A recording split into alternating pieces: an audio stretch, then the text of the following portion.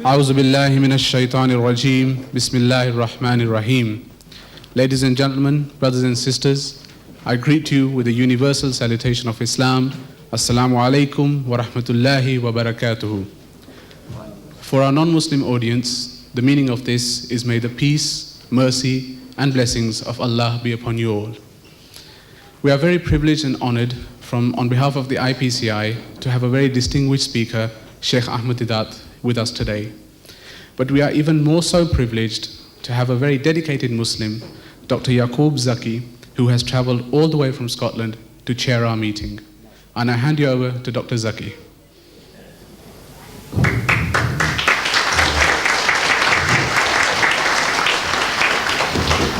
Bismillahirrahmanirrahim.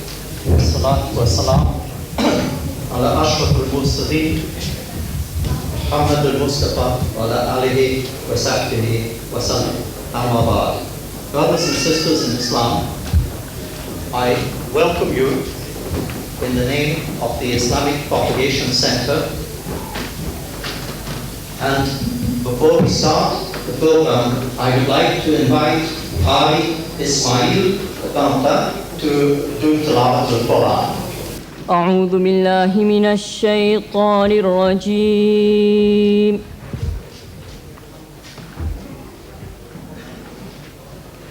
بسم الله الرحمن الرحيم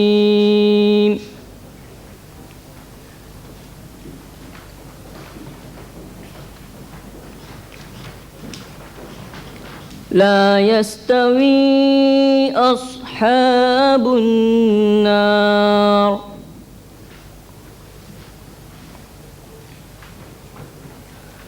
أصحاب النار وأصحاب الجنة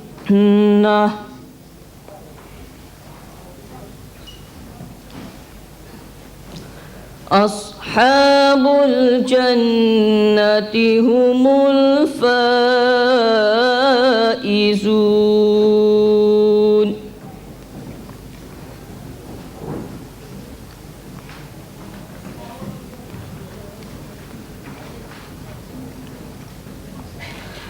لو أنزلنا هذا القرآن على جبل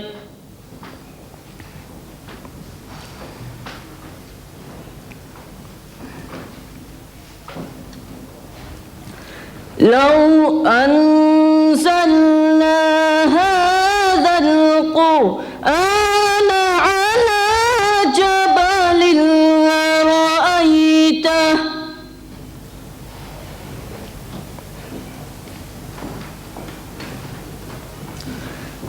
لرأيته خاشعا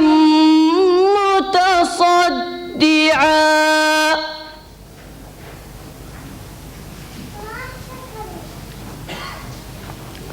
خاشعا متصدعا من خشية الله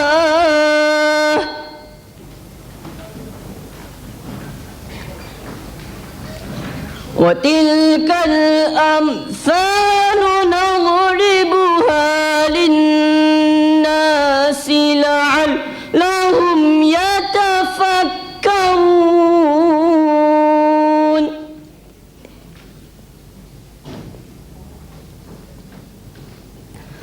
هو الله الذي لا إله إلا هو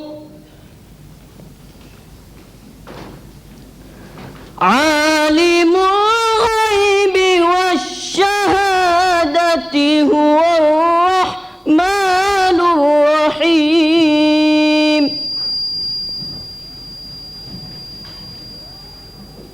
هو الله الذي لا إله إلا هو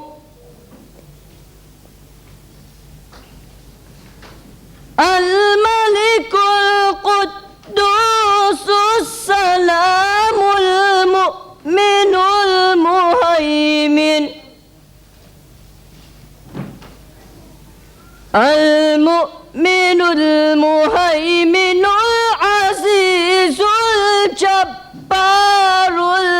متكبر سبحان الله عما يشركون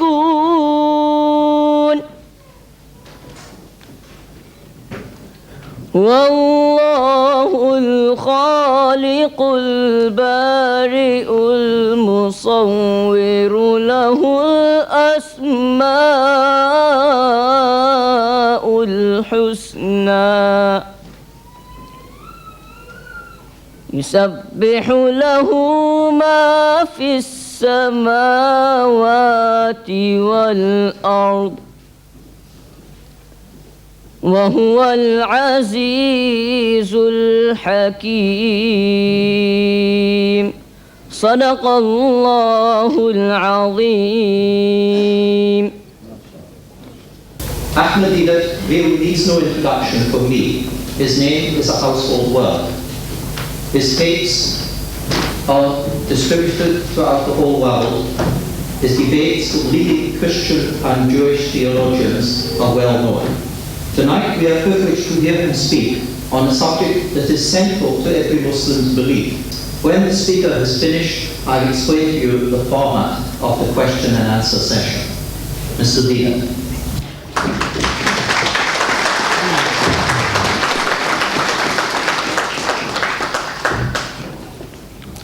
أعوذ بالله من الشيطان الرجيم بسم الله الرحمن الرحيم قل لئن اجتمعت الإنس والجن على أن يأتوا بمثل هذا القرآن لا يأتون بمثله ولو كان بعضهم لبعض زهيرا صدق الله العظيم. Mr. Chairman and my dear brethren, listening to the beautiful recital by the Qari, I was being tempted to change the topic from Al-Qur'an, the miracle of miracles, to what the Qari was trying to draw our attention to. Just a word. He was reading, لو أنزلنا هذا القرآن لو أنزلنا هذا القرآن على جبل لرأيته خاشعا متصدعا من خشية الله. Said, had this Quran been revealed upon a mountain, the mountain would have shuddered and shaken. لو أنزلنا هذا القرآن على جبل لرأيته خاشعا متصدعا من خشية الله. وتلك الأمثال نضربها للناس لعلهم يتفكرون. Allah says, I'm giving you this example. I'm giving you this similitude that you may understand. And we do not understand. What an irony.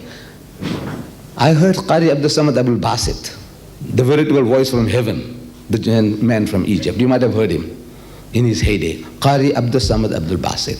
He was reading this in his own inimitable way. Beautifully. So look, I can't reproduce it. The Qari might try. I can't reproduce it. But when he reads that, in that beautiful sonorous voice, with that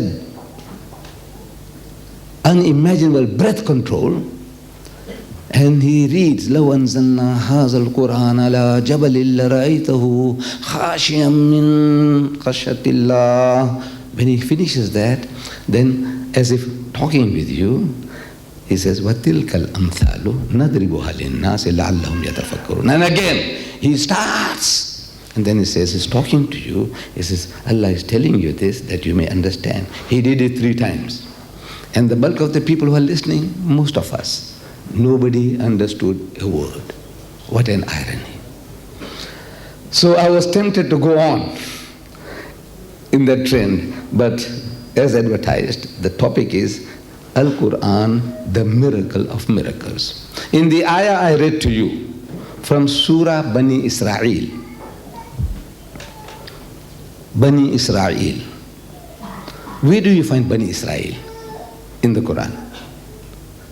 If you have a translation at home, which makes it an encyclopedia, this particular one by Abdullah Yusuf Ali Don't worry about the shape and the size. Every Abdullah Yusuf Ali's translation is the same, page for page. It might be larger, it might be bulkier, depending upon the type of paper that is used. But page for page, every Yusuf Ali's translation is the same. Almost 2,000 pages, 114 surahs. And where will you find Bani Israel? Where? How? Very difficult. Especially for us non-Arabs. I don't know how easy it is for the Arabs. But especially for us, Muslims, who are non-Arabs, how do we find Bani Israel? Now, if you have a translation like this, don't worry about the color. It can be any color. If it's Yusuf Ali, it's Yusuf Ali. At the end of it, you'll find an index, a very comprehensive index. What do you want to know? For the moment, we want to find Bani Israel. So open B, like in a dictionary, at the end, B. Look for Bani, B-A-N-I, and Israel, I-S-R-A-E-L, Israel, Bani Israel. You will find Bani Israel is in chapter 17, very easy to find, because every page is numbered. Every page is numbered. Then I say ayah number 88. 88 is easy to find. And you owe it to yourself, whether Muslim or non-Muslim. For the non-Muslim, I say you owe it to yourself to find out this book of the Muslims. 1 billion Muslims in the world today, 1/5 of the whole human race. They believe in it as the veritable word of God, Allah's Kalam. Whether you agree or not, you owe it to yourself to find out what does this book say on the different subjects. About your Jesus, about the judgment day, about heaven or hell, anything. What do you want to know? What does this book say? From that point of view, a belief of 1,000 million people, you ought to know what is the foundation of that religion. So you owe it to yourself to get a book. The Muslim, you have no choice. You got to have a book. Even if you understand the Quran direct in Arabic, you are a scholar of Arabic, even then I say you need a translation. Forgetting that, look, the Mauritian, the Pakistani, the Bangladeshi, whoever you are, in this environment, in Britain, it's imperative that you have a translation. Because you may understand the Quran in your own dialect. Between you and Allah, no problem. But as soon as you try to share this with the unbeliever, it will be difficult for you to find the appropriate words. So therefore, everybody needs a translation in this environment.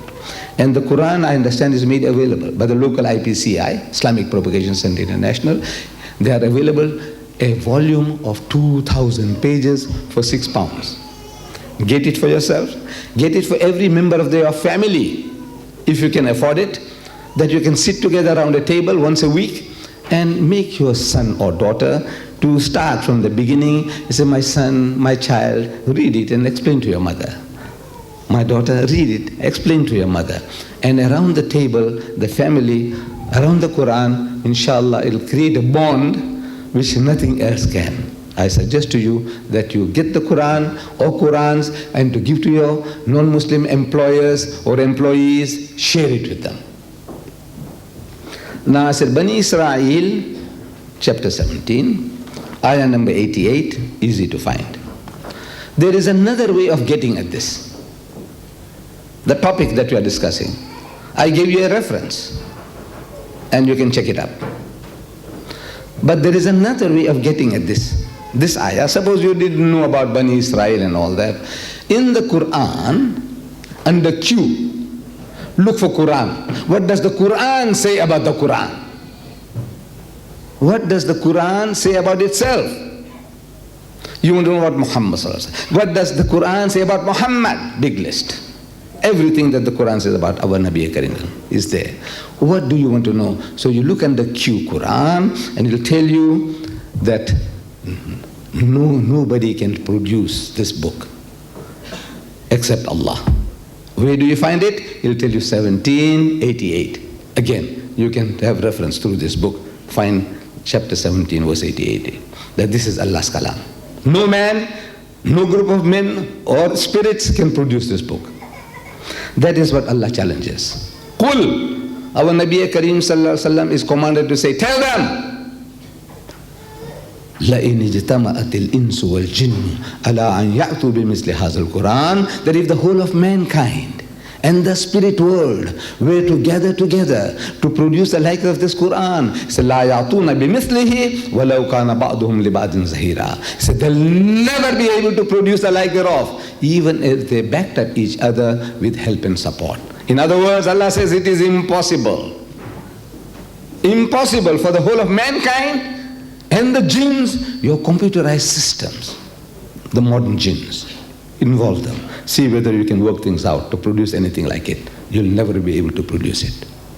That makes it a miracle. Not only what I'm telling you, but non-Muslims testify to that. Reverend Bosworth Smith, in his book, a Christian missionary, in his book, Muhammad and Mohammedanism, you know that's the wrong term. There is no such thing as a Muhammadan, and there is no such thing as Mohammedanism. We use this term for ourselves because this is how the Westerner described us. In my youth, when I went to school, in my country, you see, the Muslim boys and the Hindu and the Christians, we all school together. Indians, all Indians together, whether Hindu, Muslim or Christian. So, first thing in the morning, the teachers, take off your hats. So everybody, the Hindu boys or the Christian boys, they have the hats or caps, take it off, and they take it off. We used to wear those red fezes those days, Turkish fez, like the Turks. They said, what's wrong with you? Why don't you take off your hat? So we said, we are Mohammedans, sir. So we Mohammedans, this is the way we show respect to you, not by taking it off. Accepted. All the boys, Hindus and Christians, they wear knickers, short pants. We wear long pants. So why are you Muslims wearing long pants? We say, we are Mohammedans, sir. We didn't know that we were Muslims. See, because the white man is calling us Mohammedans and we think that's the label. He calls our religion Mohammedanism, so we call it Mohammedanism. We didn't know Islam. It took us a long time to realize that we are not Mohammedans, because the Westerner is calling us that because he is assuming that we are the worshippers of Muhammad sallallahu alaihi wasallam. The Christians, they say we are Christians because we worship Christ. Fair definition. The Buddhists worship Buddha, so they are Buddhists. Fair definition. But there is no worshipper of Muhammad to have a Muhammadan. They don't know that, but they think we worship Muhammad. He says, no, we don't worship Muhammad, we worship Allah. Muhammad is the servant and messenger. We love, respect and revere him, but he is not our God. But in his book, Muhammad and Mohammedanism, Reverend Bosworth Smith, speaking about our Nabi Kareem Sallallahu Alaihi Wasallam, the Holy Prophet Muhammad and the Quran, he says, illiterate himself, man unlearned and ummi, illiterate himself, scarcely able to read or write, he was yet the author of a book. We know he was not the author of a book. Muhammad is not the author of this book. The author of the book is Allah. But since a Westerner, he thinks because Muhammad uttered it, he had it dictated, he is the author. So he says, he is yet the author of a book, which is a poem, a code of laws, a book of common prayers, and a Bible all in one. And is reverenced to this day by a sixth of the whole human race as a miracle of purity of style, of wisdom and of truth. It is the one miracle claimed by Muhammad. His standing miracle, he called it, and a miracle indeed it is. This is an enemy talking, a Christian missionary. It's indeed a miracle. What he saw, I can't tell you, he didn't tell me, but he says it's a book, it's a miraculous book. On the very face of it, you look at this book, it's an encyclopedia. We know Muhammad didn't write it, but for the sake of argument, we agree with the enemy that Muhammad wrote the book. In that case, this is a one-man job. If he wrote it, he didn't. But for the sake of argument, I hope you people understand the English that I'm talking. Because guy is going to go outside and say, this guy Deedat said Muhammad wrote the book. I'm telling you, he didn't write the book. But we are talking for the sake of argument. The guy says, the non-Muslim, he can't understand, he said Muhammad wrote the book. I say, all right, Muhammad wrote the book. For the sake of argument. You understand my language? I hope so. I hope so. Because I'm finding great difficulty. You know, my people, most of them expatriates, just come from India, first generation. They have learned a smattering of English, and now when I'm talking, they can't understand. I mean, it's difficult for me. I don't know. I'm used to talking, and I talk, and I think the guy has understood, but he has misunderstood. And he wants to kill me for that. They're good, they're sincere, but they want to kill me for what I'm talking. I said, for the sake of argument, let's say Muhammad wrote the book. Now please, these things will happen. Shaitans, iblises all over in the world, they will be there, you see. Don't worry about them. Right. So this is a one-man job, if he wrote it. Compared to that, we have an encyclopedia here called the Holy Bible. Ask any Christian missionary, how many people authored this book? And the Christian missionary, the priest, will tell you 40 different authors went to produce this book. This is the Protestant Bible. It has 66 books inside, booklets. All put together is the Holy Bible. How many people went to produce this? 40 different authors. The Roman Catholic Bible has 73 books. So you add another 5 more authors. It'll be 45 authors to write the Roman Catholic Bible. This one, 40. This one, according to the unbeliever, one-man job. Compare. One man did this, 40 persons had to do that. So can you see now? And this man is an ummi. Ummi means unlearned, unlettered. He doesn't know how to read or write. And yet he produces this. Saint Paul, he wrote more than half the New Testament, Saint Paul, in the New Testament. This book is divided into 2 parts, Old Testament, New Testament. In the New Testament there are 27 books, or sheaves, little booklets, 27. Out of that 14, that's more than half, more than 50% were written by one man. But if you just put them together, those 14 books is nothing more than this, what you see here. So I say it's a miracle. In itself, it's the volume of the work and the things that he's talking, the solution he's giving to your problems. I say it's a miracle. But now Allah Bari Ta'ala is drawing our attention to something more than that. What is a miracle? Let me give you a brief definition. What is a miracle? A miracle is an event that appears so inexplicable, something you can't explain, by the laws of nature, that it is held to be supernatural in origin or an act of God. Miracle, number 1.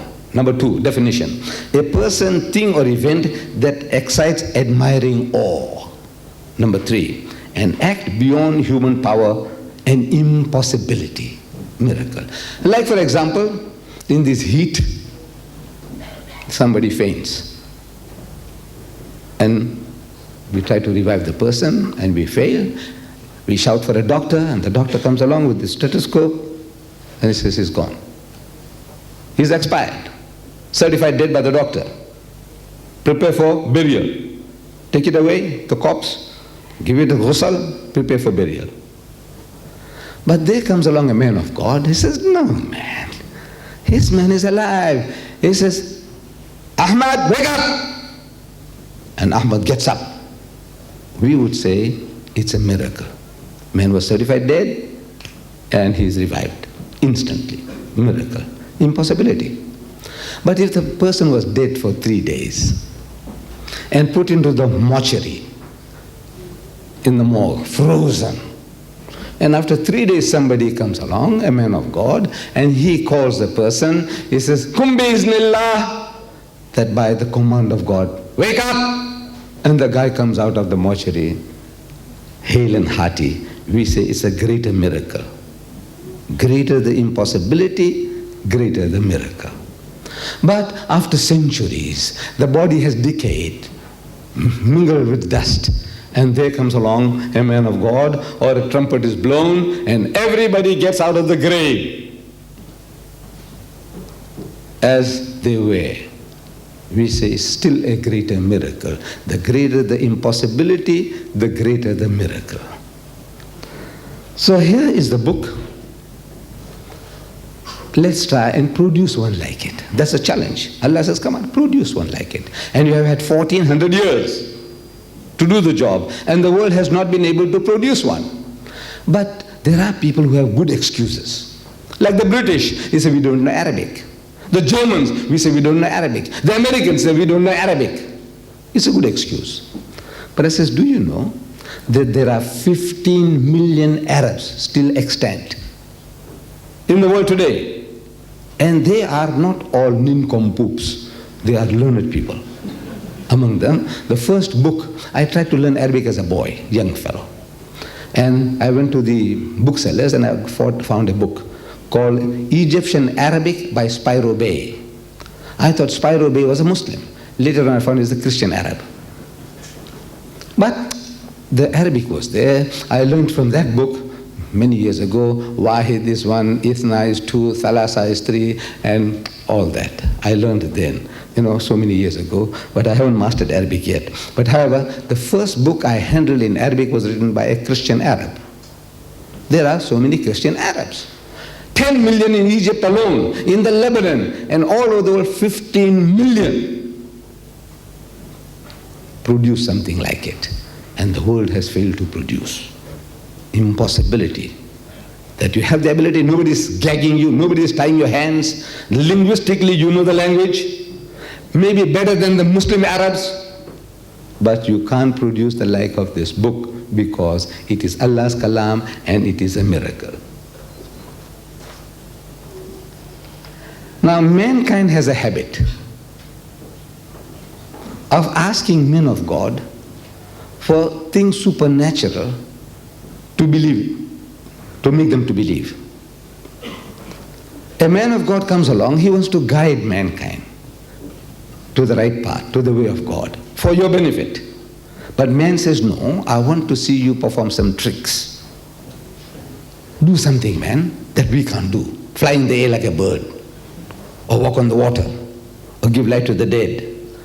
This is what mankind is doing all the time. And they did it to Jesus, the predecessor of our Nabi. They did it to him. You read in the Gospel of St. Matthew's, in the Bible, in the Christian Bible, Gospel of St. Matthew's, chapter 12, verses 38, 39, 40. The Jews come to Jesus. He said, I am your Messiah. The man you are waiting for, the Messiah, I am he. So they says, no man, that doesn't satisfy us. We want you to show us a miracle. So they come to him and they say, Master, in the Hebrew language, Rabbi, Maulwi Sahib, Sheikh, Ya Sheikh. Sarcastic, they're sarcastic. But they say, Maulwi Sahib, Ya Sheikh, Ya Imam. We would have a sign of thee. We want you to show us a miracle that will convince us that you are the candidate we are waiting for. So Jesus is angered. He said, the things that I'm telling you, I'm trying to lead you to God, His will, His plan. And you want me to do some juggling tricks? You think I'm an acrobat in the circus or a clown? So in anger, he said, an evil and adulterous generation seeketh after a sign. What a horrible people. But there shall no sign be given unto it except the sign of the prophet Jonah. For as Jonah was 3 days and 3 nights in the belly of the whale, so shall the Son of Man be 3 days and 3 nights in the belly of the earth. No sign except one. What are you looking for? But this is the sickness of man. We will not go into the pros and cons, what happened, what not. There is a booklet available. I don't know, you have it at the IPCI, at this IPCI here in London. You get that booklet. It's only 12 pages. It's a small booklet this size of 12 pages. You master that. And there isn't a Christian born who can stand before you. Just that. But of course, you won't do homework. You want to take a pill and become a Superman. No, that's my nation. I know my soldiers. You won't do homework. I said, look, this booklet can't help you. It's an instruction book. without you practicing the instruction, just reading a book on boxing, you can't become a boxer. Reading a book on karate can't make you a black belt karate expert. You read a book on swimming, the crawl and the stroke, and you can't become a swimmer. You have to get into the water. That booklet, if you use it, memorize the verse, and you go to town, and there is no looking back. But I doubt if you will have that kind of that enthusiasm. This is okay. This is good entertainment. I don't know. You are entertained. Inshallah, I'll get the sawab, the blessings. So I'm trying to share with you. But I know, generally, it's all entertainment. You come along to be entertained. However, 600 years after Jesus, when our Nabi Kareem sallallahu alaihi wasallam makes the claim that Allah has chosen him, same thing. The Quraysh come to him. They say, وَقَالُوا, and they say, لَوْلَا أُنزِلَ عَلَيْهِ آيَاتٌ مِّن رَبِّهِ. Say, why is not a sign, a miracle sent down to him from his Lord, from Allah? So, our Nabi Kareem sallallahu alayhi wa sallam is made to say, قُلْ, tell them, إِنَّمَا الْآيَاتُ عِنْدَ اللَّهِ. Most certainly, signs, miracles are in the hands of Allah. وَإِنَّمَا أَنَا نَذِيرٌ مُبِينٌ. I am only a clear-cut warner. That's my job. Mine is not to entertain you. I am not an circus acrobat or a clown. I have come to deliver the message. إِنَّمَا الْآيَاتُ إِنَّ اللَّهِ إِنَّمَا أَنَا نَذِيرٌ مُبِينٌ.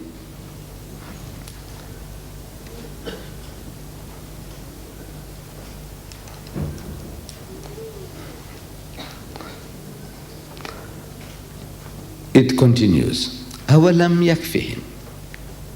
Allah says, is it not enough for them? أَنَّا أَنزَلْنَا عَلَيْكَ الْكِتَابَ. That we have revealed to you the book, O Muhammad. That should be enough. You grew up in front of them. They know you as much as they know their own sons, much as they know their own hands. How could you have produced this book?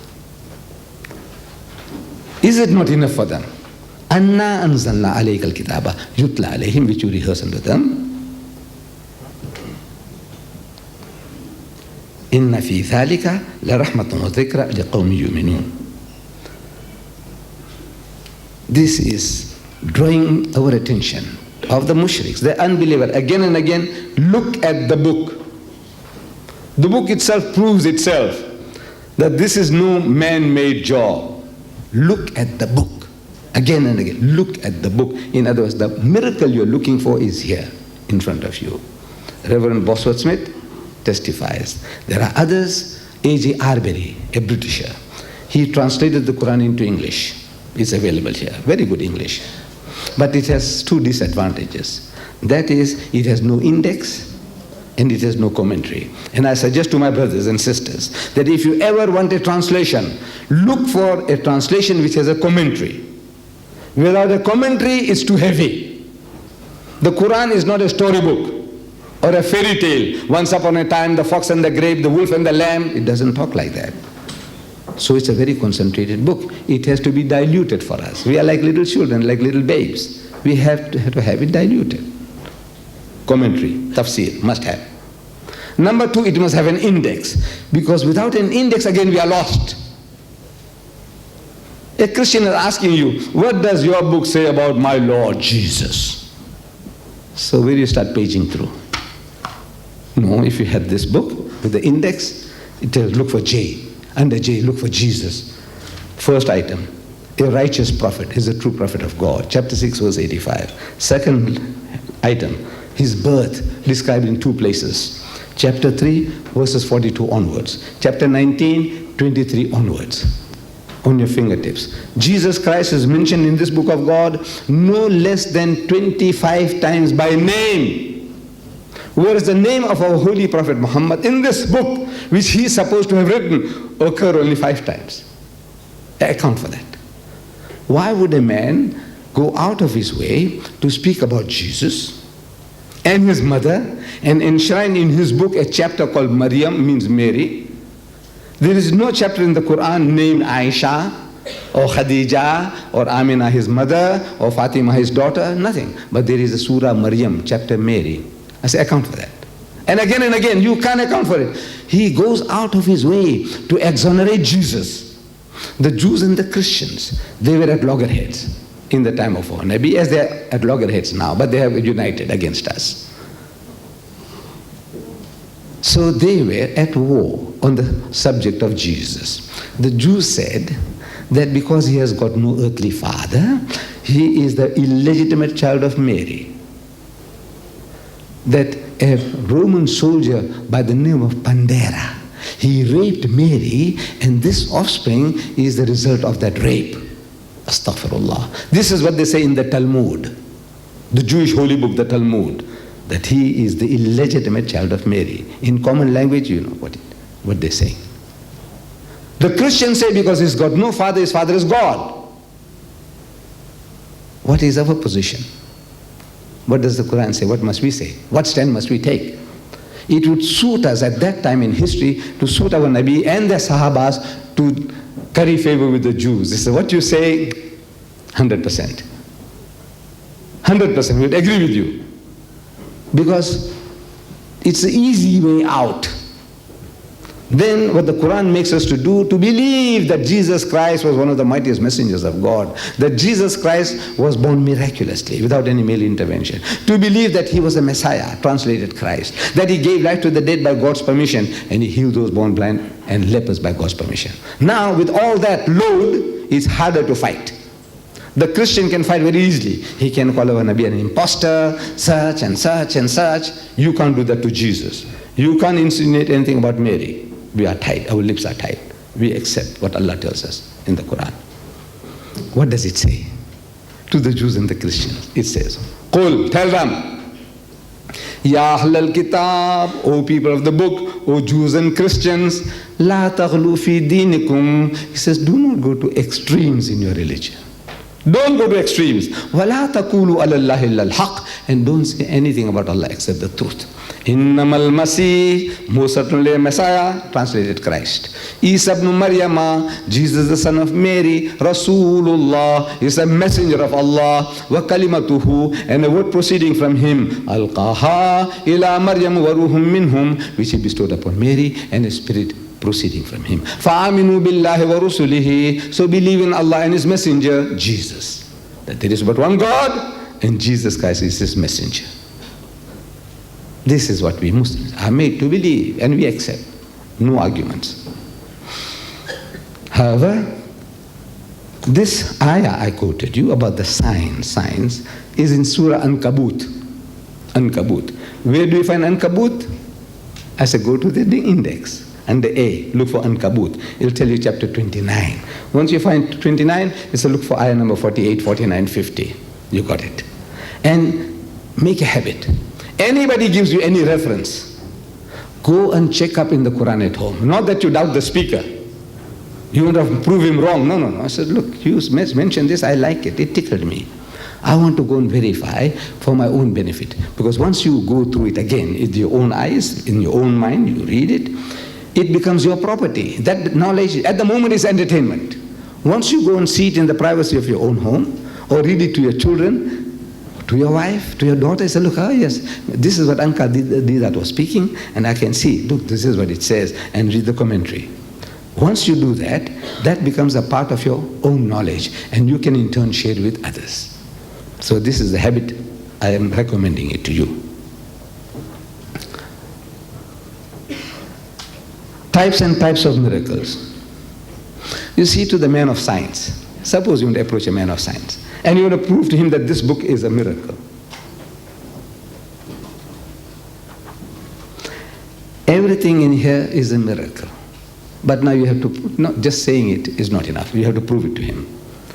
So look, I'd like to know from you, the man of science, the atheist, the agnostic, this man of learning. Generally is a man of learning. He said there is no God. He knows so much. He knows how to account for things. He said, look, this is how it's working, the solar system. You see, our Earth is rotating on its axis at a speed of 1,000 miles an hour. It gives us 24 hours for one revolution. And this is what happens. It's on an axis, and this is the use of the axis. Why it's turning like that and not perpendicular? He said, you see, if it was doing like this, then there will be no seasons, there won't be any life, and all. He'll explain to you. Beautiful explanation he'll give you. Why this and why that? Why the gases are in this combination? Why not that? I said, look, we won't be here to argue if it wasn't so. Everything must be the way it is. The distance from the sun, the distance from the moon, everything must be exact. You bring the sun any nearer, no life. If you take it any further, no life. If you reduce the speed of this earth by half, no life. If you double it, no life. Amazing. Everything is made for us as if tailor-made. You need this exact. And who tells you all this? The guy who doesn't believe in God. He's telling you all these things. So you ask him, I said, look, this, our solar system, how did it come about?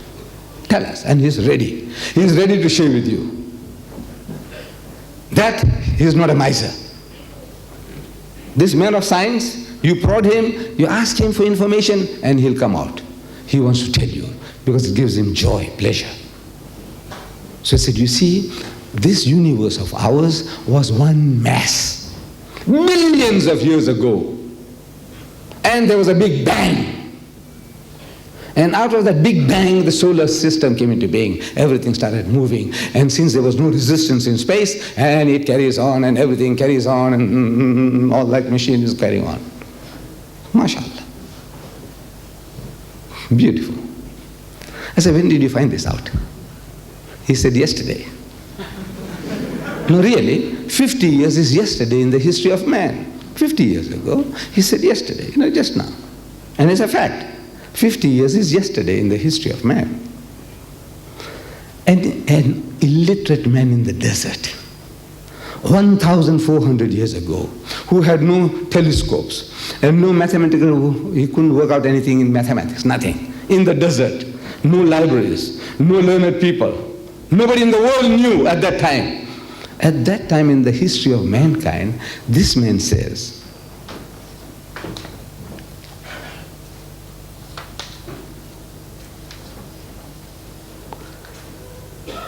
أَوَلَمْ يَرَ الَّذِينَ كَفَرُوا. Do not the unbelievers see? This guy who said there is no God, can't he see? Can't he see?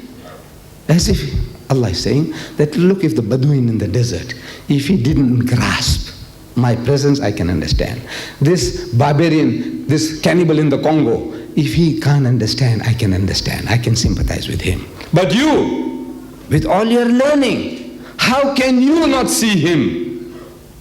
أَوَلَمْ يَرَ الَّذِينَ كَفَرُوا. Do not the unbelievers see أَنَّ السَّمَاوَاتِ وَالْأَرْضَ كَانَتْ رَتْقًا. That the heavens and the earth were joined together as one unit of creation. فَفَتَقْنَاهُمَا. And he split them asunder. And where did life come from? Ask him, the biologist. Where did life? He said, from the water. Billions of years ago, life originated in the sea. Everything, protoplasm and amoeba, and this is what happened. And a group of them, they chose for themselves that we'll make ourselves into an elephant. Another group said we'll make ourselves into a man. Another group will say we'll make ourselves into a monkey. Another into a cockroach. Another into a lice. But where did life come from? He says water. When did you find that out? He said yesterday. Because 50 years is yesterday in the history of man. It's a recent discovery. An illiterate man in the desert, he couldn't have told you that, could he? 1,400 years ago, said never. But listen to him. He says, وَجَعَلْنَا مِنَ الْمَاءِ كُلَّ شَيْءٍ حَيٍّ. And he's made from water every living thing. أَفَلَا يُؤْمِنُونَ. Will you then not believe? How can you not believe? You ought to believe. This is what your knowledge is telling you, and this man is telling you 1,400 years ago in the desert, he spelled it out for you. Where did he get the knowledge from? Except from the creator of the Big Bang. Except from the creator of all creatures, life from water. How did Muhammad know this? Did he have microscopes? Did he go to the sea and look for it in the water? Any life germs? No. This is coming from the Almighty. It's a miracle that an illiterate man can tell you this 1,400 years in the desert, which are only confirming today. My dear brothers and sisters, there is so much. I have written a book on this topic, Al-Qur'an, the miracle of miracles. That book is still in the ship. We tried to ship it before time that people could have it. But unfortunately, the ship is in, but it's going to take us another week or 10 days to clear it. As soon as the book is cleared, Al-Qur'an, the miracle of miracles, it will be available from the Islamic Propagation Center, dealing with so many different aspects of the Quran being a miracle of miracles. But let me give you something very easy that you can take with you home. A book, any book, if it claims to be from God, we want to know what it says about God. No? We want to know, this book you say is from God, the Bible is from God, the Bhagavad Gita is from God, the Ramayana is from God. So, okay, let us see what the book says about God. So in this particular volume I'm talking about, which is available there, outside, you owe it to yourself to take one home, no more than one home. And I assure you, I will not get any commission, no commission from me. And my commission is with Allah, inshallah, He will give it to me.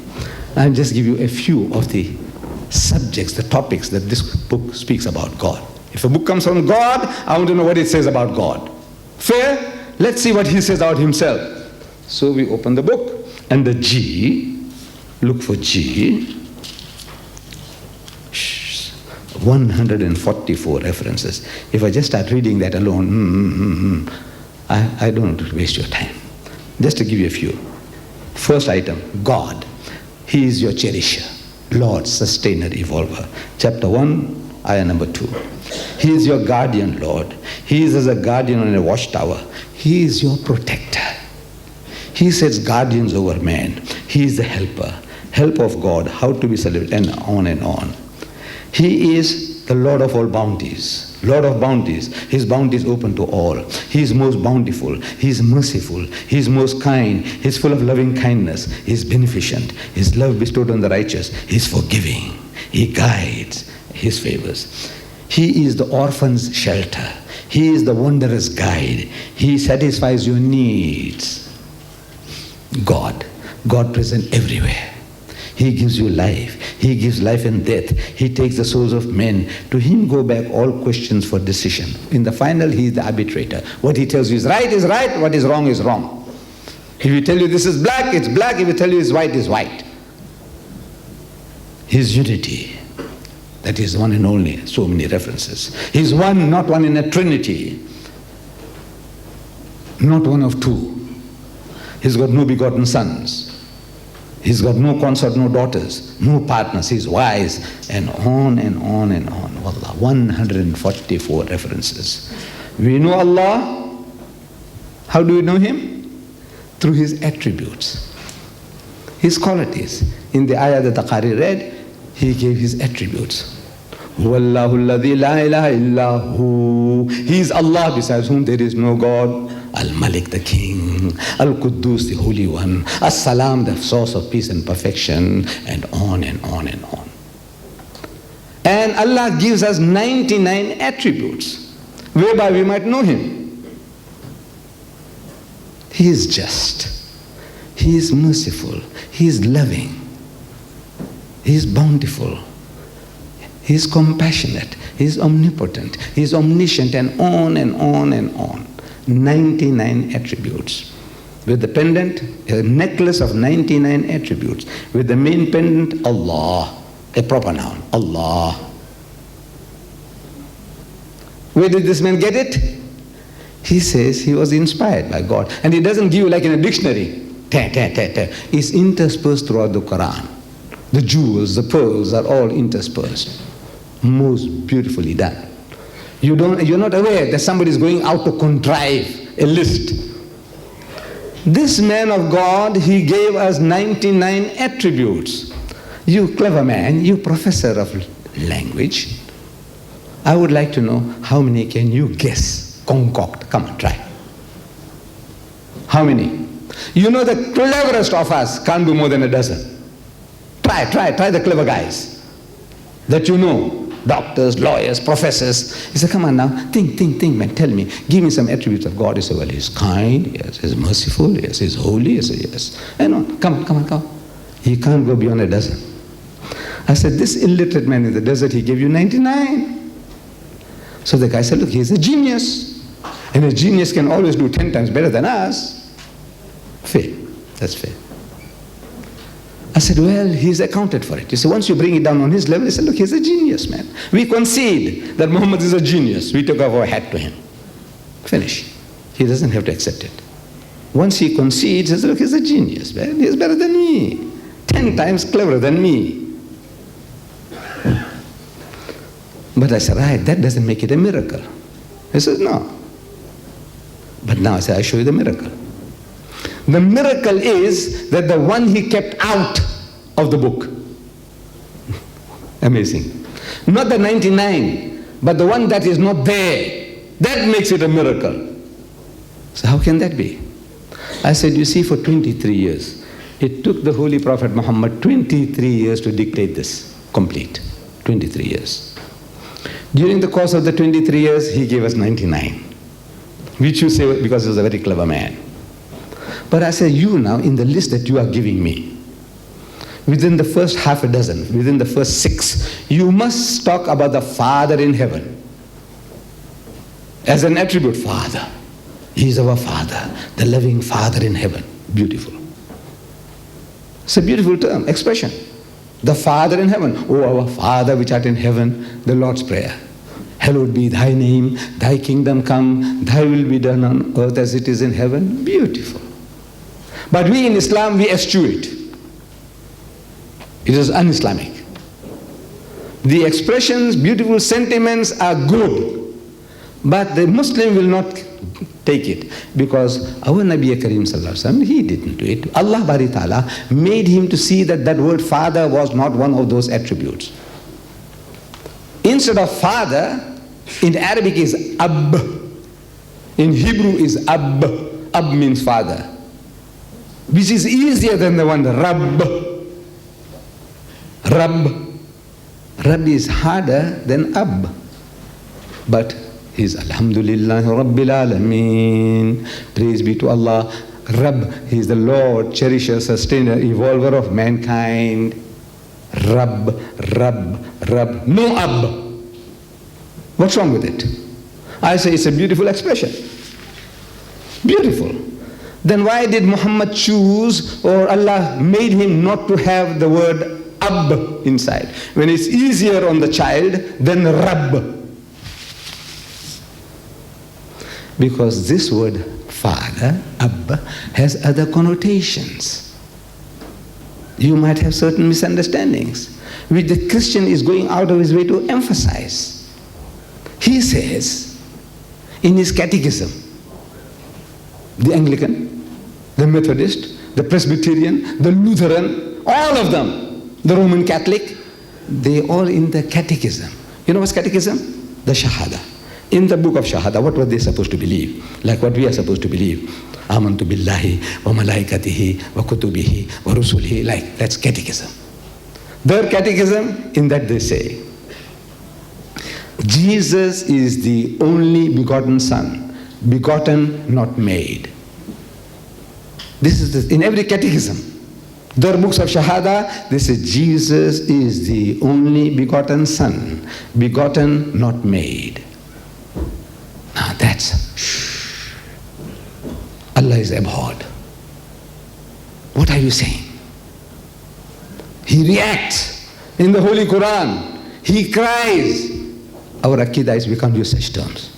But I can't help it. I don't know what other words I can tell you to express to you his horror at what they are saying. He says, وَقَالُوا اتَّخَذَ الرَّحْمَنُ وَلَدًا. And they say that Ar-Rahman, the merciful God, has begotten a son. لَقَدْ جِئْتُمْ شَيْئًا إِدَّا. It's one of the most abominable assertion one can make. The worst swearing you can give Allah is this. Any one of you start giving me little trouble at question time, I might get angry with you. And in my anger I say, go man, you're a fool. What do? Will you punch me? No, I said, the old man is tired, you know. Old people have a tendency to get angry quickly. like an old man like me, he went to the Hakim, the doctor.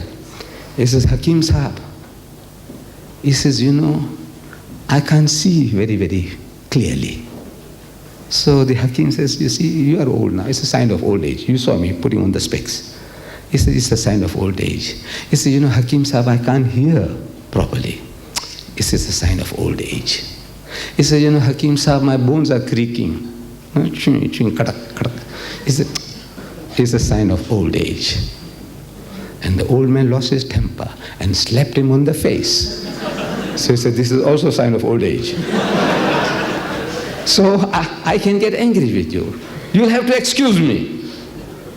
You see, I'm big and strong. People want to, because I sound like that, like a young boxer, and everybody wants to box with me because I sound like that. I said, look, I sound like that, but I am an old man. So in my anger, I say, you're a fool, man. Go, sit down. What you do? You laugh it off. I say, you go, you're an ox. Bel hai bel, ox. What do? You laugh it off.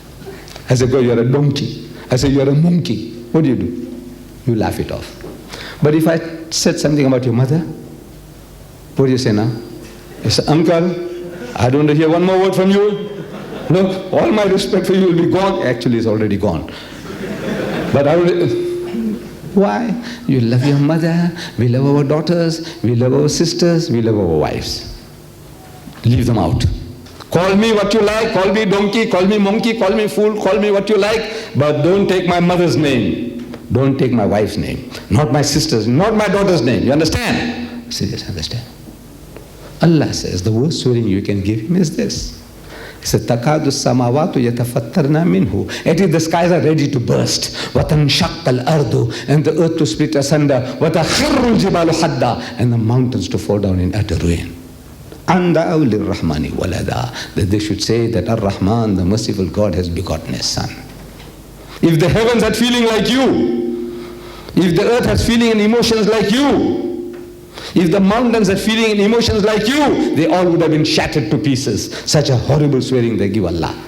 I want to know whether we react. Any Muslim anywhere in the world, whether you're a Pakistani or Pakistani or Saudi or Kuwaiti or Bangladeshi or Mauritians, what are you? Whatever. I'm talking about the learned man. Because the bulk of us, we don't know about these verses in the Quran that Allah is crying. You don't know. The learned man knows. Does he move? Is he moved? No, he's not moved. Why?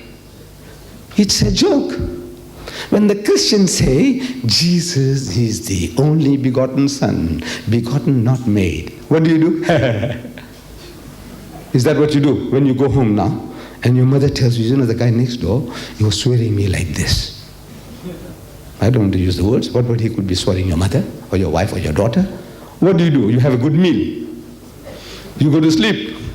I say, I'll silence him for good. I'll break his jaw. And if I can't do it, I'll hire a gang. Now might cost me 1,000 pounds. That's how much we love our mothers, our wives, our sisters, our daughters. But we say, our claim is we love Allah more than anything else. And when they say things to him, what do? If I call you monkeys and donkeys, am I not justified? Huh? What do? Nothing. You laugh. Big joke. Is that a joke? So Allah says, you look out. Fatarabbasu. You wait for your destruction. And we are waiting. No, my dear brothers and sisters, you don't go and bash the fellow on the head. You don't strangle him. You don't put a knife through him. But talk to him. And it's so easy to talk to the English-speaking people. So easy, unbelievably easy. We are foreigners. He can see it in your faces. You can never become an Englishman. You, Bengali will be Bengali, and you, Hindi will be Hindi. And you, Mauritian will be Mauritian. You can never be a white man. You'll never be. No matter how you speak, you sound like a white man, but once they see you, they say, I know where you come from. Your origin, I know. You can't bluff him. But so use that. That weakness of ours is a strength. Every white man you meet, the Christian, who says this, that Jesus is the only begotten Son. Talk to him. He says, sir, will you please explain to me? I don't understand English. Tell me, when you say begotten, not made, What are you trying to emphasize? Can you ask a question like that? Simple. When you say begotten, not made, what are you really trying to tell me? That's all. Please explain. I don't understand your language. And believe me, no Englishman born can open his mouth. You have delivered the message. You don't have to shout at him, you don't have to strangle him. You say, you're swearing by Allah. No. Talk to him. Udu ila sabili rabbika bil hikmati. Invite all to the ways of the Lord with wisdom. Wal maw'izatil hasanatin, with beautiful preaching. So I've been asking this question to Britishers. Nobody opens his mouth. And the Americans, and one American had the guts. It was on an occasion I was guiding him around the mosque on a mosque tour.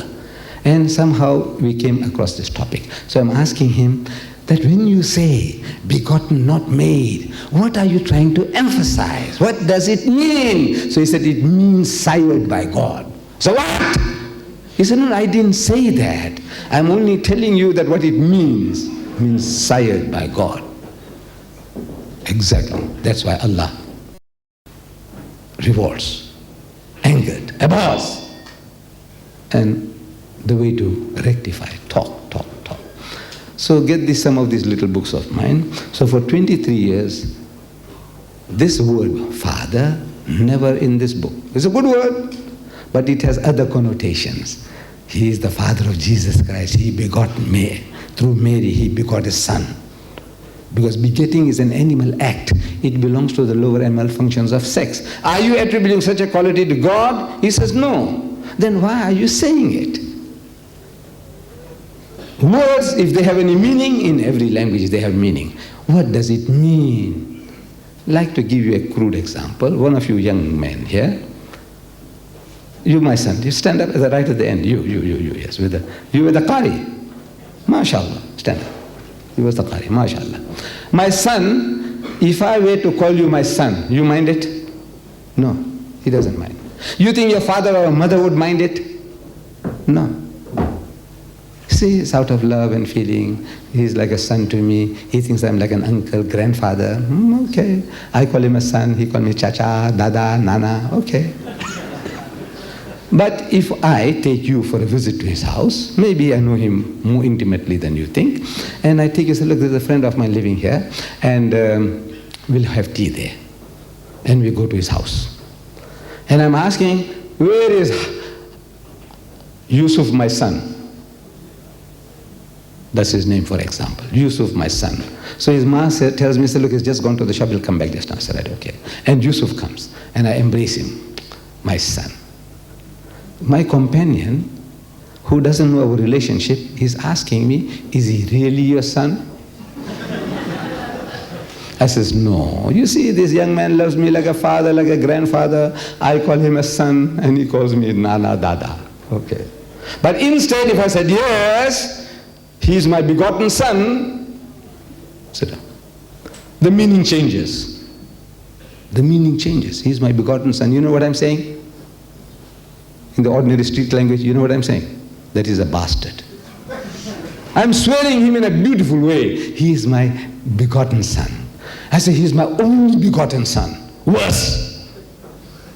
I'm swearing he's a bastard, he's a bastard of the highest order. But I say, he is my only begotten child. And if he catches the joke, he says, uncle, what did you say? I said, no, I don't mean that. But I'm still telling, doesn't he look like my Yusuf at home? What am I saying? What am I saying? Astaghfirullah. So, my dear brothers and sisters, Mr. Chairman, I feel like keeping you here much longer, but I don't think I would. I would rather give you a chance to ask questions.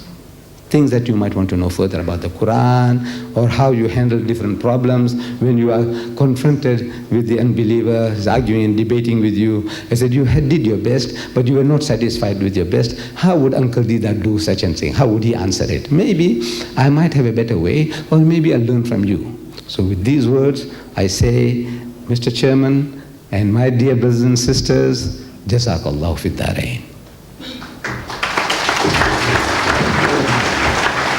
Invited a very stern disciplinarian, Mr. Ibrahim Lokat, who will explain to you the format of the question and answer session. Bismillahir Rahmanir Rahim. Assalamu alaikum. I hope you don't take the cue from the chairman and actually believe that I am a stern disciplinarian, excuse me for that, but I'll be firm and fair. Before I go into the format, I just want to thank once again the Leighton Society and the IPCI London for inviting Sheikh Ahmed Deedat and myself from South Africa to come and talk to you here this evening. It really is wonderful to see our brethren, because we are very close in South Africa to the Mauritian community. We go there for holidays, they come to us for holidays, they marry our sisters sometime. So we are very close to the Mauritian, and it's good to see that the little dot in the Indian Ocean island is starting to make a comma here in England, alhamdulillah. As far as the format that goes for the question time tonight, I want to draw your attention to the following points. We are going to handle it in this manner. I am going to ask, after I've explained the format, for all the people desirous of posing a question to the speaker to form a queue here in the front. It's very difficult to look at the show of hands, so we will ask you to form a queue at the front. Not now, when I have finished explaining the format to you. Secondly, I would draw your attention to the fact that the questions must be confined to the subject of the lecture delivered tonight.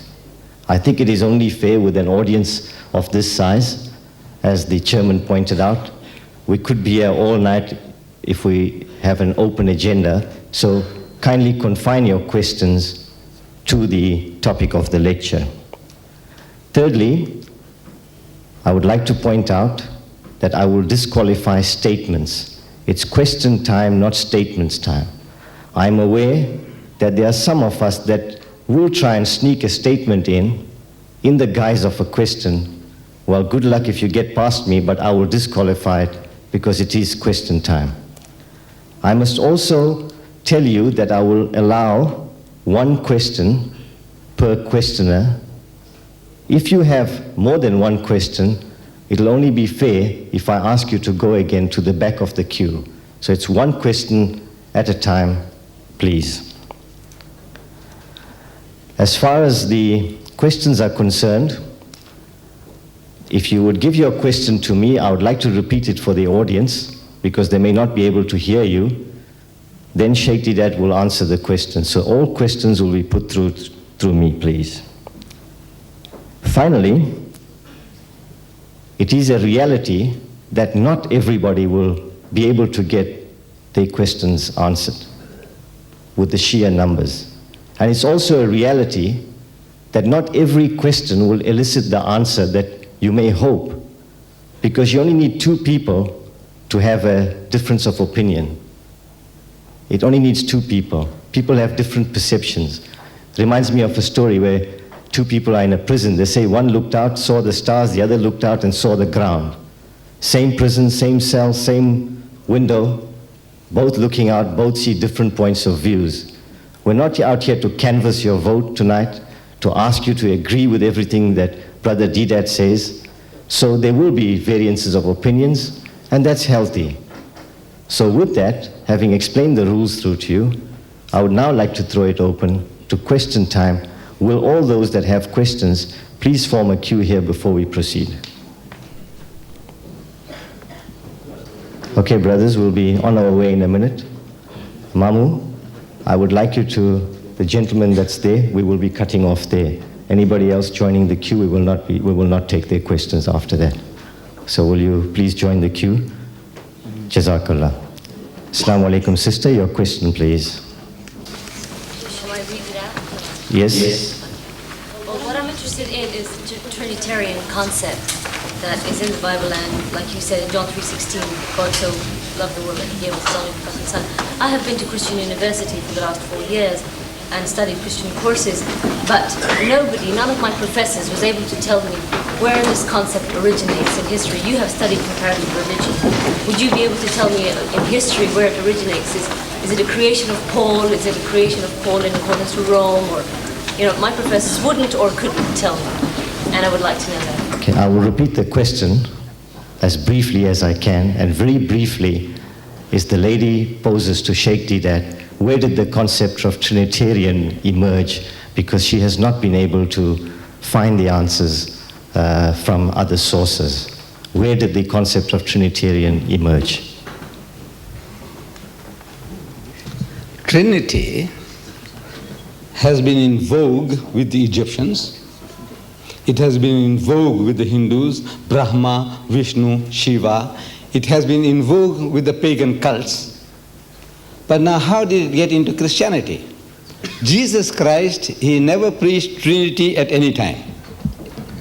We read in the Gospel of St. Mark, I think chapter 12, verse 29, that a learned man of the Jew comes to Jesus and says, Master, in the Hebrew language, Rabbi, Maulana, Sheikh Sahib, what commandment is the first of all?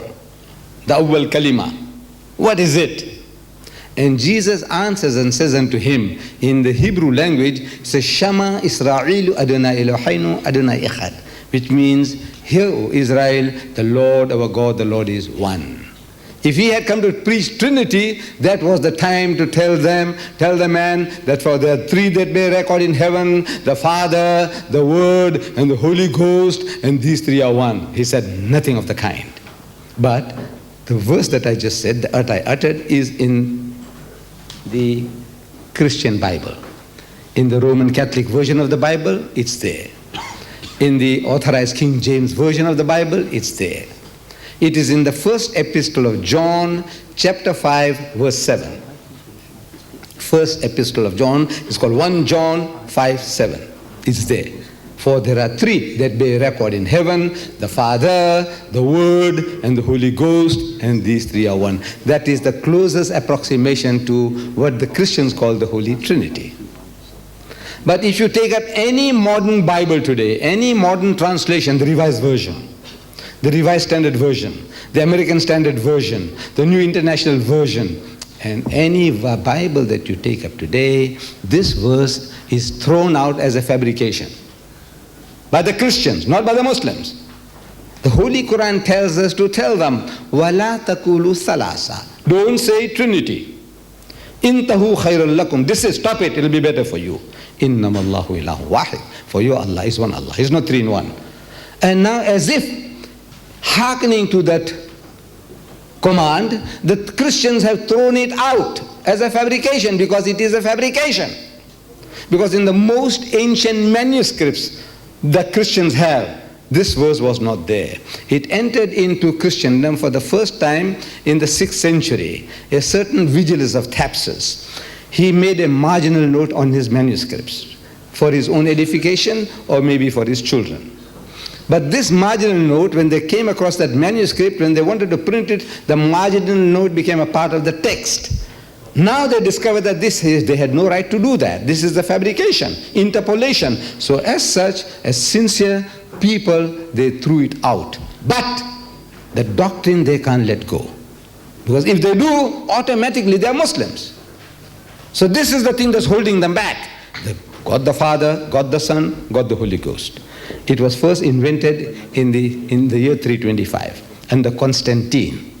And then it's called it the Nicene Creed. This is how they formulated it, that the Father is God, the Son is God, and the Holy Ghost is God. But they are not three gods, but one God.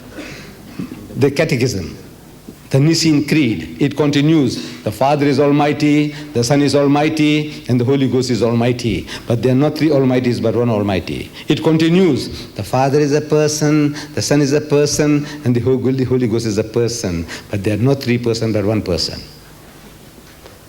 Now, you see, we all get bamboozled. This is not our language. English is a foreign language to us. No matter how much you are an expert, it's still foreign to you. So we think maybe it makes sense to the Britisher, to the English-speaking person. Person, person, person, but not three person, but one person. Is that English? I'm asking him because I seem to know that this is not English, although I'm not so educated, but I know this is not English. I said, is that English? He said, yes. I said, don't be silly. This is gibberish. You said person, person, person, but not three person, but one person. What language is that? That's gibberish. That's not English. What is a person? I said, please explain to me in your language. What is a person? He said, this is how simple it is to knock the giant. Ask him in humility, please explain to me, what is a person? If you and your two other brothers are identical triplets, I can't make out the difference between the three of you. Identical. If you commit murder, can I hang the other? Can we hang the other? Why not? He says, no. I say, why not? He said, no, he's a different person. What makes him a different person is his personality. Right. So the Father, his personality, when you say the Father, are you thinking of the Son? He says no. When you say the Son, are you thinking of the Holy Ghost? You say no, unless your mind is diseased. So the Father is a different picture. The Son is a different picture in your mind. The Holy Ghost is a different picture. These are three distinct pictures, and you can never superimpose these three and create one. You see me, my father's photo, if I take a negative, my picture take a negative, and my son's picture take a negative. When we superimpose, we can create a common picture which will look like my father, will look like me, and look like my son. But when you take the Father, the Son, and the Holy Ghost, you can never create a picture. Father is different. The old Father Christmas sitting in heaven with his feet dangling on the earth as his footstool, the loving Father in heaven, billions of times bigger than man, or something like that. When you say God the Son, I say, why do you think of a prize bull or a Volkswagen? No, do you think of a handsome young man, like we saw in the King of Kings? Jeffrey Hunter was acting with blue eyes, blonde hair. Says you're thinking of a man. When you say the Holy Ghost, I say you're thinking like something that came like a dove when Jesus was baptized in the river Jordan, or something that came in flames of fire at Pentecost. The picture is not very vivid, but the picture is there. He said yes. Now merge them into one. Never. But I ask you, be honest, I'm asking the Christian, tell me, how many pictures do you see? He says one. I say, you are lying. I can't take them out and show it to the world. I say, look, you got three inside there. But however, that's all philosophical. Next question, please. Next one. Sheikh Deedat has said on many occasions there's only one version of the Qur'an. Now, some of our Sunni brothers, they have published a booklet accusing our Shia brothers that they have a different Quran, one chapter added entitled Suratul Wilaya, and they've given a photocopy. Could you please comment on that? There is only one Quran, still. If a person chooses to add anything, you can't hold his hands. Whether he's a Christian or a Muslim or a whatever, whoever he is. If he chooses, look, you see, this thing is missing. I say, in from which book? When was it taken out? Because every Quran we come across in the world, we go to China, the oldest one you can lay your hands on. You go to Indonesia, go to India, anywhere in the world, there are no two Qurans, the Arabic Quran. I'm not talking about translations. In translations, you have a choice of words. You know how one feels that he can convey the message better than the other. There is a difference of choice of words. But there is no such thing as a version.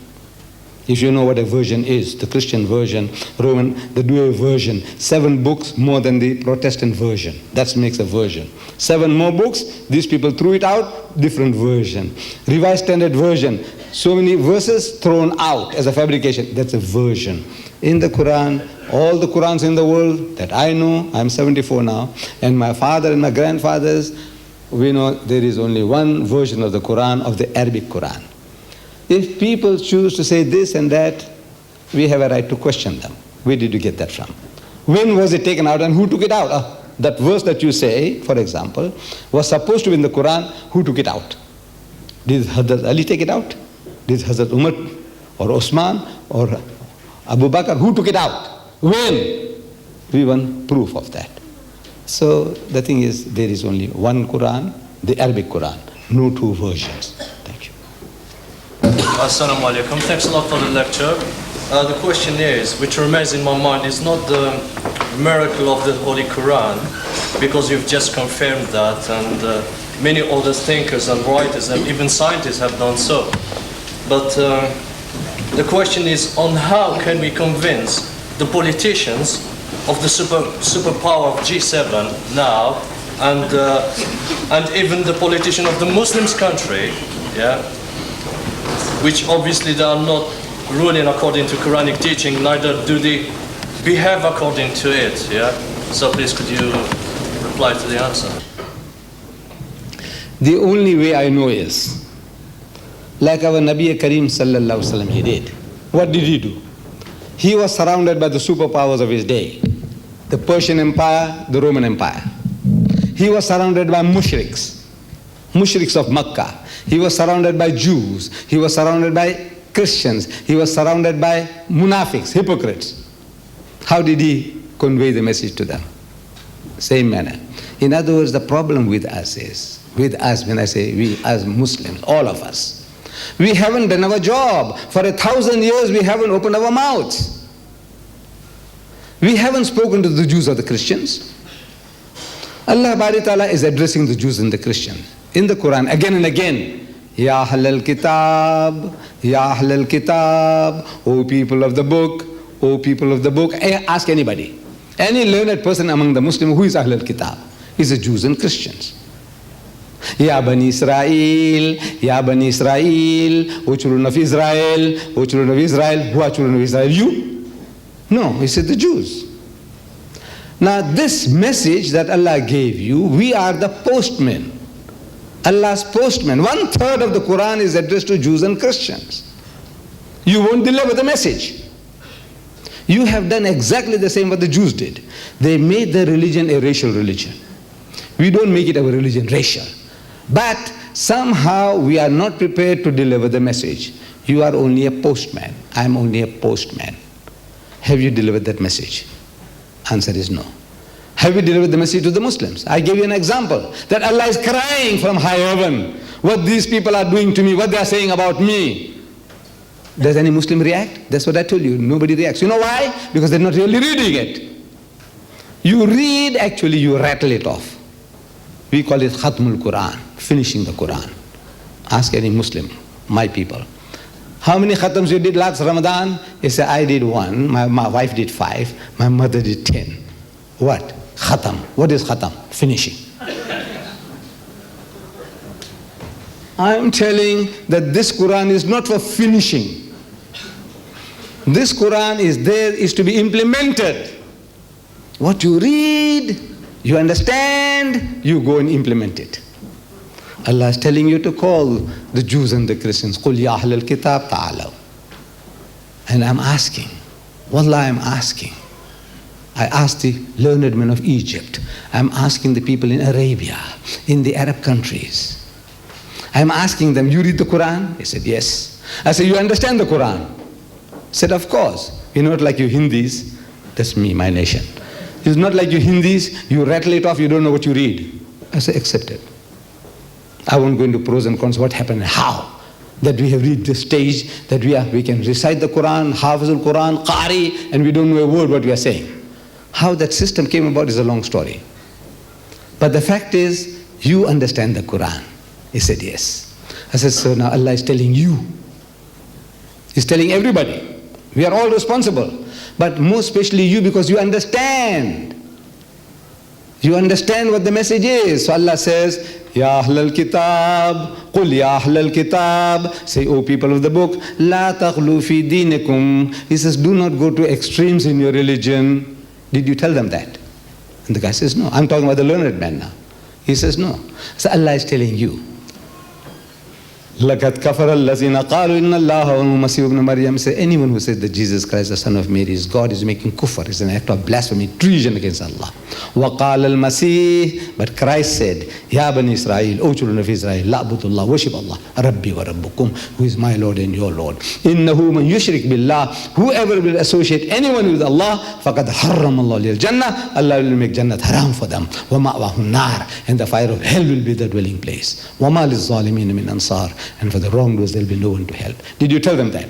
He says, no. I'm talking about the learned men among the Arabs now. Forget the Hindi, Chindi, and Mauritian, and Bangladeshi, forget them. Indonesian, forget them. Nigerians, Ghanaians, forget them. I'm talking about the Arab. I'm telling the Arab. I'm asking him. I said, Allah is telling you to tell them, وَلَا تَقُولُوا ثَلَاثًا. Don't say Trinity. إِنْتَهُ خَيْرٌ لَكُمْ. This is, stop it, it will be better for you. إِنَّمَا اللَّهُ إِلَهٌ وَاحِدٌ. For your Allah is one Allah. Did you tell them that? He says, no. So Allah is telling you, قُل, tell them, Ya Ahl al-Kitab, O people of the book, ta'alaw. I say, you understand? Ta'alaw. You know what it means? Come. Allah is telling you, call them. Did you call them? He says, no. This is the sickness. We haven't done the job for 1,000 years. So we lost the art. Once you stop doing anything, your muscles, you have done exercise, and for 5 years, 10 years, you don't do, they all become flabby and start getting lost. Anything. Anything that you don't exercise, your brains, you don't think, you become like a vegetable, cabbage.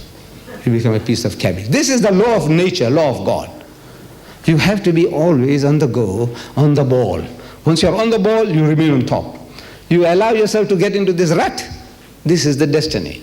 So the thing to do is, to our Muslim brothers, I'm telling you, I say, go to the Quran. Read it with understanding and apply what you read, what you understand. Go and apply it. And share this. Share this with your fellow countrymen, with the G7 or G10 or whatever it is. Go and share it to the Americans, to the British, French, German. I said, go and deliver the message, man. You haven't done it. So this will be our eternal situation, what we find now. No difference. You can't change. If you want to change, you have to become militant. You want to share. And once you want to share, you'll find ways and means. How can I share? How can I make the person to listen to me? And inshallah, we'll do the job, because this is the destiny of Islam.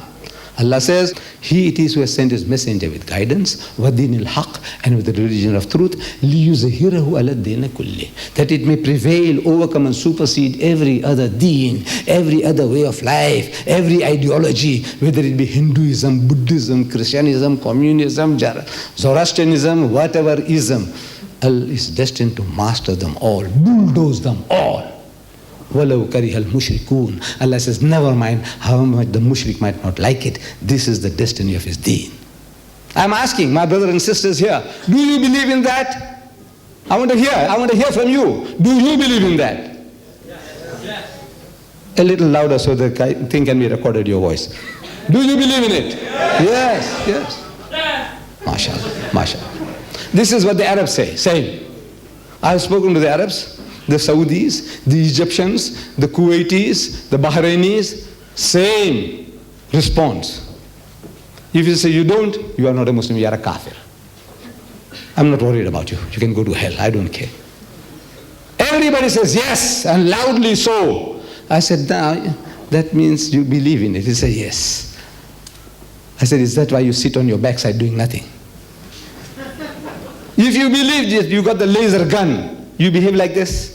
You have your sons and daughters, our brothers, breaking up the bones. The Jews are breaking up their bones in Palestine. You just sit like this, like a jellyfish. No. The reason is you don't really believe.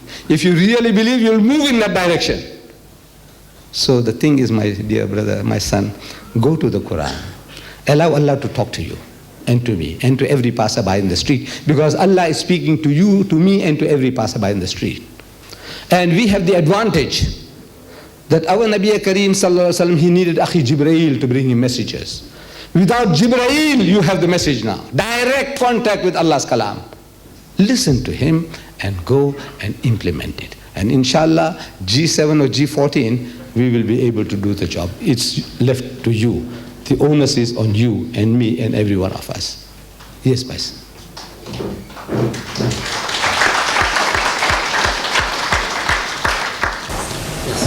Assalamu alaikum. As the subject is on miracles, from previous lectures, I've understood that the Christians' one of the most fundamental issues in believing that Jesus was God is because of the miracles he was creating. And one of the greatest miracles was bringing the dead back to life. We are made to believe that, and we are made to believe the Old Testament also. In that case, what about when Moses threw his staff and he turned into a serpent? Is that a greater miracle, or is bringing a dead man back to life a greater miracle? Yes, the logic is very good, beautiful. You see, Jesus gave life to the dead. The Quran says, Bi-iznillah, by Allah's help. The Bible says the very same thing, that He didn't give life to the dead. If we read the verses, you see, we can go into the details and analyze the miracles, but in the Bible also, Jesus doesn't say He does the works. He said, I, by the finger of God, cast out devils. I, by the Spirit of God, do these things. So I, of my own self, can do nothing. Who does it? It is you who does the work. Allah is working through him. So he disowns giving life to the dead or any miracle. Everything he says, Allah, you are doing it, you are doing it. It's not me.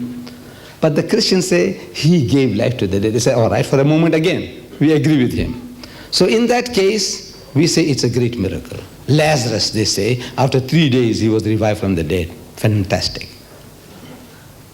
But as you mentioned, you reminded me that Hazrat Musa alayhi salam, the miracle Allah gave him, through him, was that he was told that the asa, the rod, go before Pharaoh and you go and throw it, and it will become a serpent, a snake.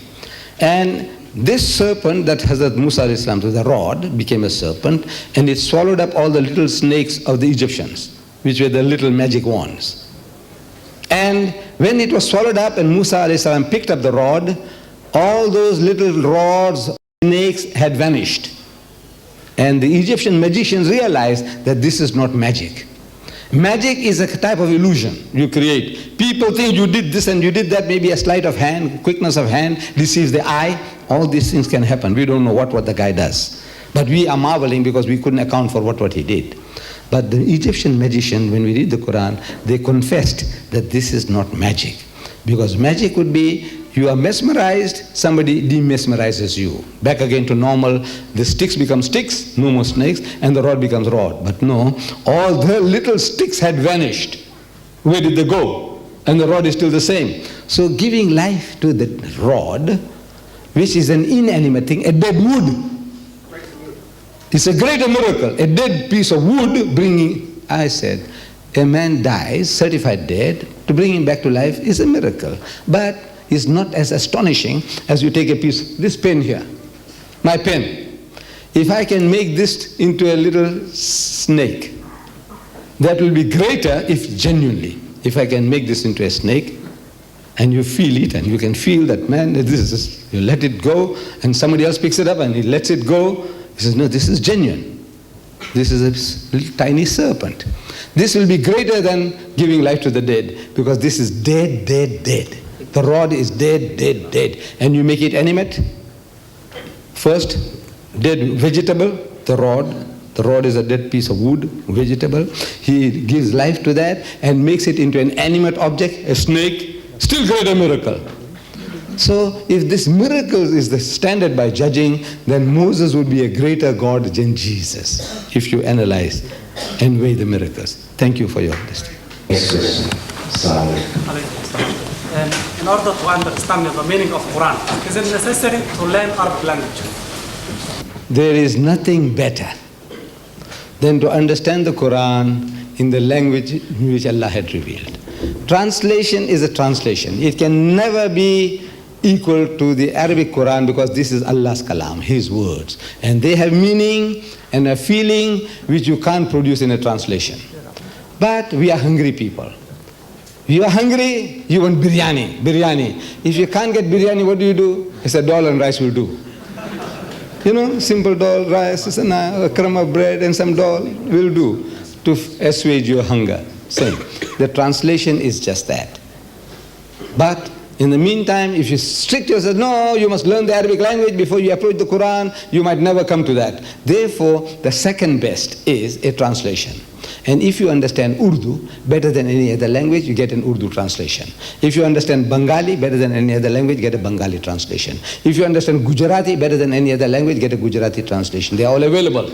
But in this environment, I said an English translation is imperative. And the cheapest and the best and the most organized is this one I'm showing you. This one here, by Abdullah Yusuf Ali. They are available outside. As well as all my little booklets that I have written, Christ in Islam, is the Bible God's Word and all that. There are any two for £1. Any two for £1 or 50 pence each. And again, I assure you, no commission for me, except with Allah. Thank you. I want to thank God for a person like Sheikh Deedat among us. And on that basis also, I know that Sheikh Deedat does not need much of questions. He's always explaining very well. I've seen his tapes and I've read his booklets. Only thing what I have found, one little thing which I want is rather a suggestion, that he has never touched upon the fact that this is a book which is learned by heart by more people than ever in the world. And it is really a miracle to me. And would you like to say something about that? That was a statement, but we'll allow it. Yes, my dear brothers, you see, look, as I said, there are so many things. I can keep you here till midnight, just on the subject of Al-Qur'an, the miracle of miracles. But everything, even good things, there is an end to that. This idea, or this fact, that we have so many huffaz. At the moment, there are 4 million Hafiz al-Qur'ans in the world. Somebody estimated 4 million people who know the whole Qur'an by heart. From one end to the other, they can read it off. And the greater miracle of that is that bulk of the people who know the Qur'an by heart, they don't understand one word. There's no other language on earth that you can rattle off a language without understanding what you're saying. And they say it beautifully, perfectly. So this is still a greater miracle, but I'm not very proud of it. Of that miracle, I'm not very proud. I says, brothers and sisters, you ought to know what you are reading. Make an effort. You read it in Arabic, get a translation, and try and correlate. And over a period, passively, you learn the language. Or at least the Quranic words. That whenever you hear, Ya ayyuhallazina amanu, you keep on reading, Ya ayyuhal, oh you who believe, Ya ayyuhallazina amanu, oh you who believe. Over a period, when the Imam is dealing a khutbah, Ya ayyuhallazina amanu, taqullaha haqqa tuqatihi, wa la tamutunna, you'll be able to catch, at least here, there, and it'll be more lively and more spiritually enlightening, elevating, than just listening to the sound of the Quran. Yes, ma'am. My question is, what are some of the signs in the Quran for the end of the world, and how does that compare with some of the biblical signs, which says one of the final ones is that the Jews will build their original temple in the exact location of the Dome of the Rock? My dear brothers and sisters, in this Quran, I take it you have a translation, Yusuf Ali's. You have, mashallah. You open up the index, go to the index, and you find there hereafter. You find there the day of judgment. There are more than 100 references about the day of judgment and about the life hereafter. Now, you do a little bit of homework, go through those, and inshallah you might be able to come along and inform us. In other words, now I haven't done a study of that. I must confess. It's there, but I haven't had the chance of coming to it yet. So now I'm going to start fumbling and guessing, trying to grapple this and grapple that, or start opening and reading now, which is impossible for me to start reading and start expounding to you. It's a lecture and another lecture and another lecture, right? But I give you that little homework to do. You go along and look up the day of judgment, in the index, and you look up hereafter in the index, and you just go through that. Inshallah, by the time you finish, you will be able to deliver a lecture on that. Signs of the coming of the hour of judgment. Assalamu alaikum. Allah challenges mankind to produce a surah like the Quran. But is this challenge to be taken as a literal challenge, to challenge the literature of the Quran? Or does it connote a deeper challenge, which the ordinary Muslims cannot see? And if someone is to respond to that challenge, on what criteria can we judge, or who can judge whether that challenge or the response by a non-Muslim is at the level of the Quran? Thank you. In the first instance, this challenge was addressed to the other Arabs, the Quraysh of his time. What did they understand? What did they understand? When it's so obvious this man is an ummi, unlearned. And there are people like Abu Jahl, one of the most learned men among the Arabs of his time, Abu Sufyan, and the like, and they were poets among the Arabs in the time of the Prophet. What did they understand by the challenge? Whatever they understood, that challenge they couldn't meet. It was their language, and they were quite proficient from the material point of view, educational point of view, more qualified than our Nabi Kareem Sallallahu Alaihi Wasallam. So what was it that stumped them? The very sound, the music, the rhythm of the Quran. Just forget the sense for a time. Just the mere construction of sentences of the Quran. They are in themselves are overpowering. That the Christian world has not been able to produce one, the Arab world. Now when they bring it, we say, let's hear. They have made an attempt. You see, to my Arab audiences, I give them. This is what they have done. 16-year project the Christians have carried out. And they produced the New Testament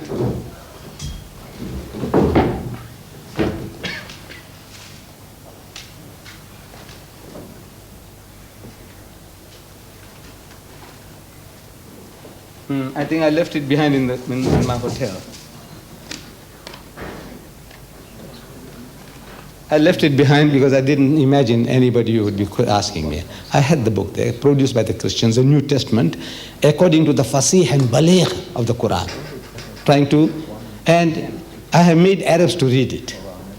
So come, I want you to read it to your audience. Arabs reading to other Arabs. They start, every chapter now begins of this New Testament with Bismillahir Rahmanir Rahim. So come and read it. As you have the Samad Abdul Basit. Come and read it. You know, sir. Bismillah, whatever you do. Any objection? You can't. This is the verse from the Holy Quran. They have, now to challenge the Quran, they produce an ayah from the Quran as the beginning. And every chapter they say Galili or Magdasi, we say Makki, Makkiya, Madaniya. So they give the same style. And the designs also Quranic. And you start reading. And the Arab has a laugh of his lifetime. Because he knows that the silliest type of they only bring the phrases from the Quran and fit it in somewhere here, somewhere there, to the untutored people like us, the Hindi Muslim and the Bangladeshi and the Indonesian and the African Muslim. To them, they don't know the difference between grass and saffron. Like we don't really know. So now we might not be able to catch the joke because it starts with Bismillah. And if it's beautifully said, no objection. And the words from the Quran here and there. I said, now, but the qualified people, the ordinary man, is able to see the joke. And the biggest joke that the Christians have produced is this translation, which they say it is something like the Quran, by copying words and phrases. But obviously on the face of it, this challenge has not been met yet, on the face of it.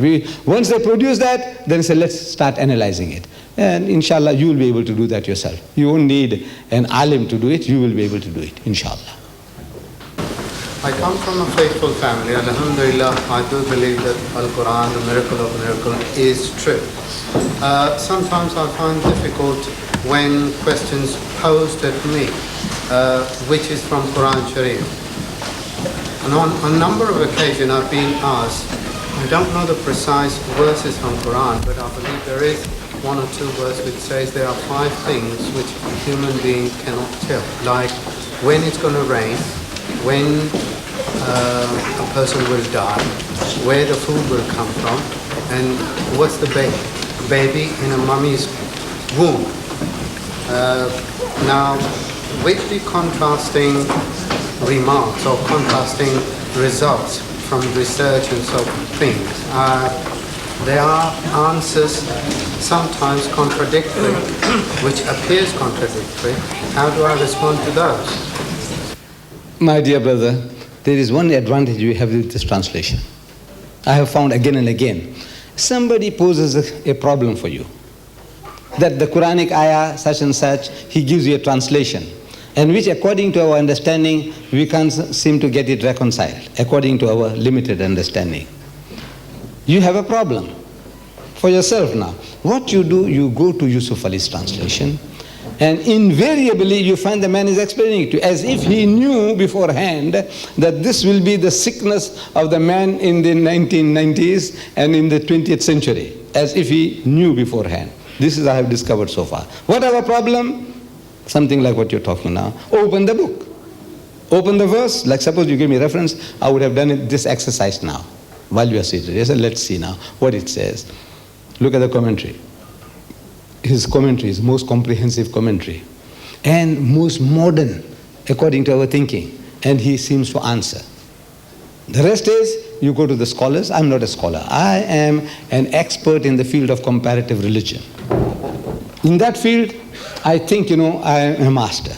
About the rest of the Quran, I see the beauties, I share with you, and I haven't got the answers to all of anybody's questions. I haven't. It's more of a fatwa answer. Not fatwa. This is a man who has really studied the Quran. Right. So somebody who's more learned. I'm not a really learned man. I said I'm an expert in this art of comparative religion. I think I'm an expert, you see. But all knowledge about Islam and the Quran, I can tell you I haven't got it. So find a person who's more qualified and go to the commentary, and inshallah you'll get the answer there. The question that most of the non-Muslims ask Yes, you can. the non-Muslims, the question that asks is that there is no continuity. One incident that's been described in one second finishes after some other. The question that the sister has been asked by certain non-Muslims is that it appears that there is no continuity in the Quranic chapters, that a chapter finishes and stops and a new topic starts with the next chapter. Is that the question, sister? Jazakallah. Now we must confess that the Quran is not a storybook. This is a unique book. The preservation, the substance, the message, everything is unique about this book. You see, every other religious scripture, every other, whether it's the Bhagavad Gita or the Ramayana of the Hindus or the Holy Bible of the Christians, you open the book and it's telling you a story. And if I tell you a story, you'll never forget in your lifetime. I just read it to you, verses from the Bible. Once I read it to you, in 100 years you can't forget. That Uncle Deedat, if you live to 100, he said there was an old man, came from South Africa, and he read some verses of the Bible, and those verses are, you might not be able to reproduce the words, but the whole picture you'll be able to reproduce. You know why? Because it's a story on the basis of once upon a time. And we all remember stories, Aladdin and the Wonderful Lamp.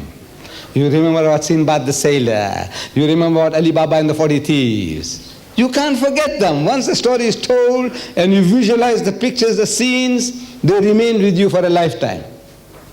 The Quran is not like that. The Quran had come in answer to a problem, to a solution to a problem. Warnings, this, that, and it ends there. It doesn't start like the birth of the Quran.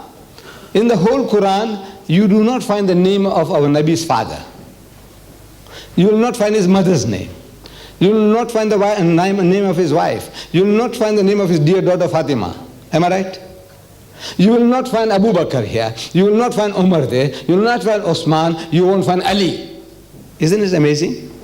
For 23 years the people are around him and the names are not here. No mention at all. So now, because the person is used to fairy tales, once upon a time, the fox and the grapes, the wolf and the lamb, he is expecting to find the same type of thing here. It is not. Allah Bari Ta'ala speaks, and when he speaks by telegrams. It's not like this, like that. He doesn't talk like this. قُلْ هُوَ اللَّهُ أَحَدٌ. Say he is Allah, the one and only. Allahu Samad, God the eternal absolute. لَمْ يَلِدْ وَلَمْ يُولَدْ. He does not beget and is not begotten. وَلَمْ يَكُنْ لَهُ كُفُوًا أَحَدٌ. And there's nothing like unto him. Finish, full stop. Now, grapple with it. Difficult. Ask you, what did I say? What did I say? He said, well, you said there's only one Allah, one God. I said, yeah. What else? He said, well, it's got no father, no son. I said, yes. What else? Finish.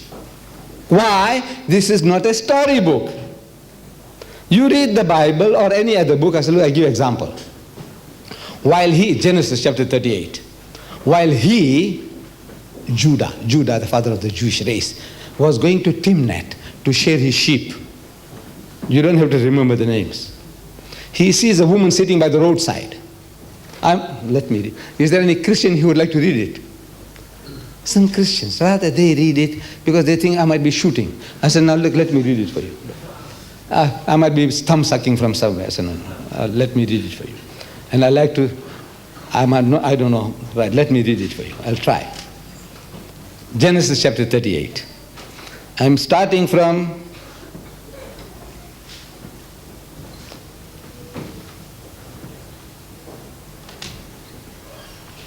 Genesis 38.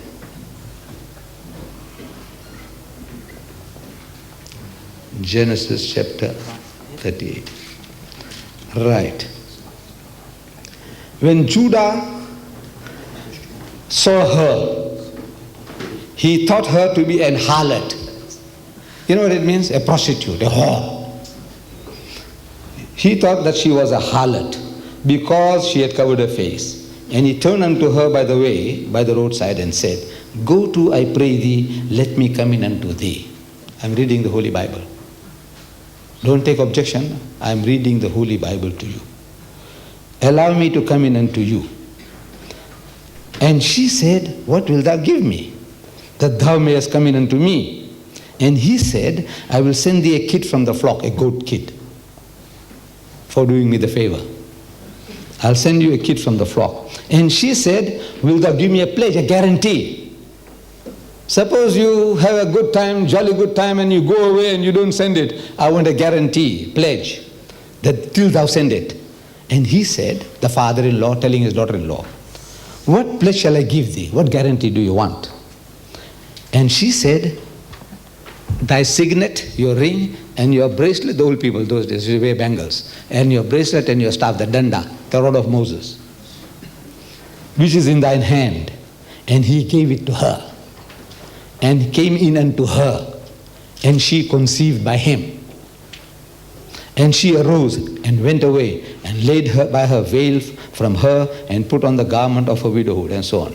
And then twins are born, and they're struggling in their mother's womb. The same chapter 38. Ask the Christian who's asking you this, he said, read it. Beautiful continuity. Is that what you're hungry for? You see, this story, what I told you now, you'll remember all the time, because that is the type of story that we are apt to remember. You can visualize the old man going to Timnah to shear his sheep. He sees a woman sitting by the roadside. He thinks she's a prostitute. He comes up to her and he makes a suggestion. He said, now, she says, what will you give me? Same what the prostitutes are doing day and night in London. Same type of, you can never forget. The Quran doesn't talk like that. Ya ahlal kitab, la taghlu fi dinikum, wa la taqulu ala Allah illa al-haq. So, oh people of the book, don't say this, don't say anything but the truth. Innamal masih, most certainly. This is how the Quran speaks, which is a very concentrated stuff. Therefore, the non-Muslim is finding difficult. And I sympathize with them. Because they're used to that, what we call, once upon a time, the fox and the grape, the wolf and the lamb. That is what they are used to. They say, look, this is not like that. God talks by telegrams, by faxes, and every Tom, Dick, and Harry doesn't readily grasp a telegram or a telex or a fax. That's the fact of the matter. Thank you.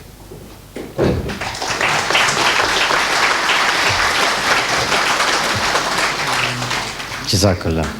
Before I hand back to the chairman, I would like to firstly thank once again Mr. Yusuf Hansa and Mr. Nazim Badasi for the tremendous organization and hospitality. I don't want to do a vote of thanks, but I thought I must mention that on behalf of Mr. Ahmed Deedat. And finally, if all of you can't meet Mr. Deedat after the lecture, please accept my apologies in advance. He has now left home some 3 weeks ago, working virtually 7 days a week, lectures every night, and he won't be able to stay right till late to meet every one of you. So if some of you are inconvenienced, unable to meet him, please accept my apologies, but do bear in mind, his spirits are with you, and all the brothers that were unable to make it for the meeting tonight. I now like to hand back to our chairman, Dr. Zaki, to bring the meeting to a close. Jazakallah and Assalamu alaikum.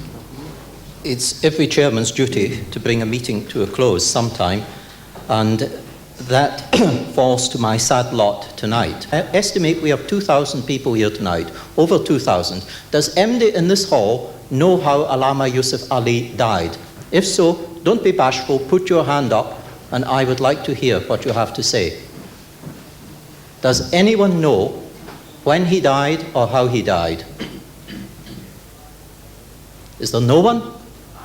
No one out of 2,000 who knows? No one. Well then, I will tell you. On Christmas Eve 1951, 4 years after the foundation of the Islamic Republic of Pakistan, a British policeman was walking through Trafalgar Square at night when he noticed a man lying in a slumped condition on a park bench. He phoned for an ambulance came along, and the man was pronounced dead on arrival at hospital. Allama Yusuf Ali, his wife, who was a Christian, had abandoned him. His daughter, who was under his wife's influence, had also abandoned him. If you read the preface to his translation of the Quran, you will see there is a veiled reference to his personal circumstances. So the British government, that is to say the Home Office, contacted the Pakistan embassy and informed them that since this man had no family, if they did not take responsibility, he was going to be given a pauper's burial. The Pakistan embassy refused to have anything to do with it. We say we don't know who he is, this man is not important to us, and Allama Yusuf Ali was given a pauper's burial under police escort. A week later, the obituaries started appearing in the Times and elsewhere, the glowing tributes to the former civil servant and translator of the Quran, whereupon the Pakistani embassy realized what a blunder they had made and held a memorial meeting with the ambassador present, at which everybody turned up and offered their condolences. So, brothers, when we have governments like that in the Muslim world, is it any surprise that we are in the mess that we are in today? It only remains for me to close tonight's lecture with proposing a vote of thanks to Brother Ahmed Deedat for coming to South Africa and including us here on his tour of Britain, and for giving such a brilliant and illuminating talk, and also to the Islamic Propagation Centre headquarters here in London for organising this lecture. Thank you.